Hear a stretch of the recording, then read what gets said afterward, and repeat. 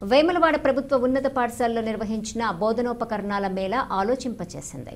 పాఠశాలలో విద్యార్థులకు సులభంగా అర్థమయ్యే రీతిలో బోధించడానికి వీలుగా ఉపాధ్యాయులు తయారు చేసిన ఉపకరణాల ప్రదర్శన కార్యక్రమం టీఎల్ఎం మేళా వేములవాడ పట్టణంలోని ప్రభుత్వ ఉన్నత పాఠశాలలో నిర్వహించారు.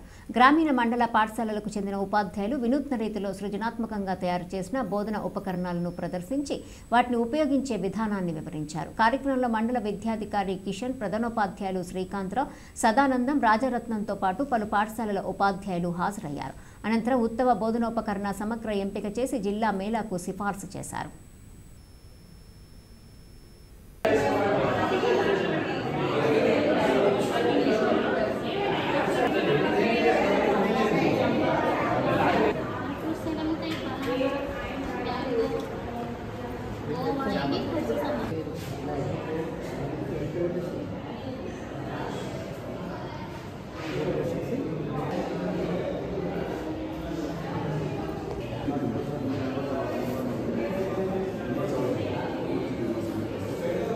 డిఈఓ గారి ఆదేశాల మేరకు నేడు వేములవాడ రూరల్ మండల్లో వెన్యూ వేములవాడ అర్బన్ జడ్పీ గౌట్ హై స్కూల్లో నేడు టీఎల్ఎం మేళా జరుగుతుంది.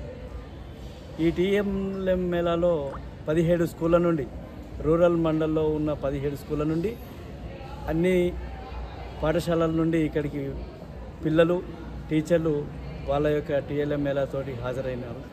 నేటి ఈ టీఎల్ఎం మేళాకి సక్సెస్ కారణం టీచర్లు మరియు పిల్లలే. ఈ టీచింగ్ లెర్నింగ్ మెటీరియల్ ద్వారా పిల్లలకు ఎలా చదువు అబ్బుతుంది అనేది మెటీరియల్ ద్వారా చెప్పడమే దీని యొక్క ప్రధాన ఉద్దేశం. గ్రామీణ మండలంలోని ప్రాథమిక పాఠశాలకు చెందినటువంటి ఉపాధ్యాయులు ఈరోజు టీఎల్ఎం మేళాలో పాల్గొనడం జరుగుతుంది.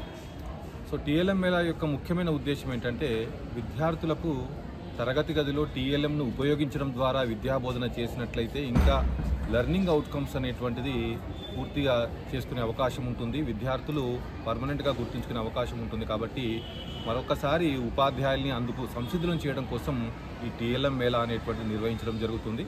సో ఉపాధ్యాయులందరూ కూడా చాలా చక్కగా టీఎల్ఎం తయారు చేసుకుని రావడం జరుగుతుంది. సో ఆ టీఎల్ఎం వీక్షిస్తున్నటువంటి విద్యార్థులు చాలా వాటి పట్ల ఆకర్షితులు కావడం జరుగుతుంది.